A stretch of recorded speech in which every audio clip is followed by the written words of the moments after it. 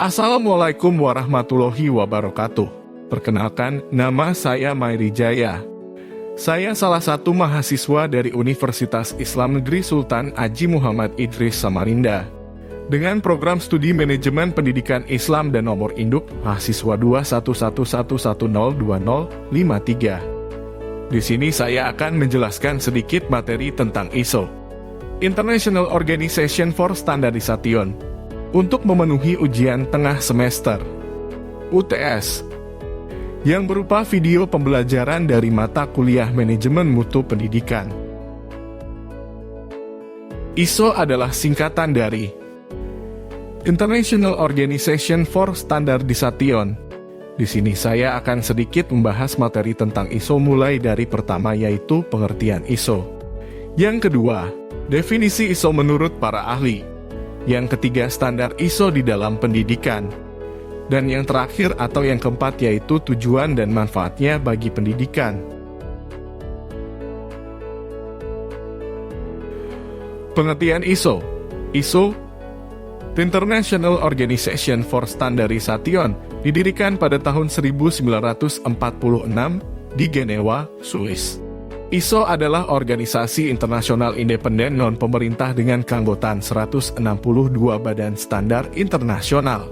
Melalui anggotanya menyatukan para ahli untuk berbagi pengetahuan dan mengembangkan standar internasional yang relevan secara sukarela, berbasis konsensus, yang mendukung inovasi dan memberikan solusi untuk tantangan global. Yang kedua, definisi ISO menurut para ahli. Ada beberapa definisi ISO menurut para ahli. Yang pertama, Utara 2017 tahun NIM 2017 tahun NIJ mengungkapkan pengertian ISO sebagai organisasi. ISO adalah organisasi keanggotaan non-pemerintah yang independen dan pembuat standar internasional terbesar di dunia yang sifatnya sukarela. Standar yang dibuat ISO diadopsi oleh banyak negara-negara di dunia dan digunakan sebagai standar yang berlaku di negara tersebut. Yang kedua, ISO, The International Organization for Standardization, adalah suatu badan untuk standarisasi dunia yang dibentuk untuk meningkatkan perdagangan internasional yang berkaitan dengan perubahan barang dan jasa.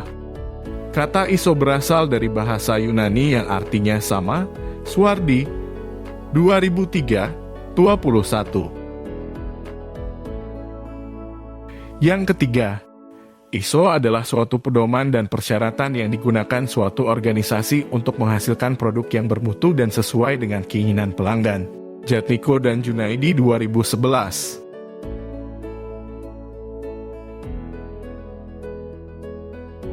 Ketiga, standar ISO di dalam pendidikan. Standar ISO 21001 2018 adalah sistem manajemen organisasi pendidikan yang disesuaikan dari ISO 9001 2015.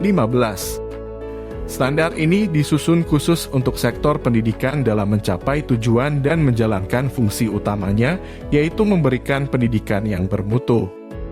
Standar ISO 21001 2018 membantu lembaga pendidikan dalam meningkatkan kepuasan peserta didik, tenaga pendidik dan kependidikan, serta penerima manfaat lainnya. Persyaratan standar ISO 21001 2018 bersifat umum dan dapat diterapkan oleh semua lembaga yang berbasis kurikulum, baik formal maupun informal, mulai dari taman kanak-kanak hingga perguruan tinggi, atau mulai dari lembaga kursus dan pelatihan dengan metode tatap muka langsung hingga pembelajaran elektronik, e-learning. Melalui pemenuhan klausul standar ISO 21001 2018, lembaga pendidikan akan dapat menyediakan produk dan layanan pendidikan yang dapat memenuhi persyaratan yang diharapkan dari pihak-pihak berkepentingan.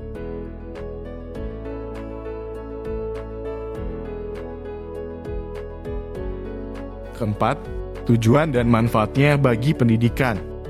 ISO bertujuan untuk meningkatkan standar barang dan jasa internasional dan meningkatkan kerjasama di bidang intelektual, pengetahuan, teknologi dan aktivitas ekonomi dengan menyediakan suatu kumpulan standar agar masyarakat dunia mengakuinya. Tujuan utama dari standar ISO 21001-2018 adalah untuk mengevaluasi apakah lembaga pendidikan telah memenuhi kebutuhan peserta didik dan penerima manfaat layanan pendidikan lainnya. Manfaatnya yaitu debu, nya, lia. 1. Penyelarasan sasaran dan kegiatan dengan kebijakan yang lebih baik, termasuk misi dan visi. 2. Meningkatkan tanggung jawab sosial dengan menyediakan pendidikan berkualitas yang inklusif dan setara untuk semua. 3G. Pembelajaran yang lebih personal dan respon yang efektif untuk semua peserta didik dan khususnya untuk peserta didik dengan kebutuhan pendidikan khusus, peserta didik jarak jauh dan kesempatan belajar seumur hidup. 4. Proses yang konsisten dan alat evaluasi untuk mendemonstrasikan dan meningkatkan efektivitas dan efisiensi.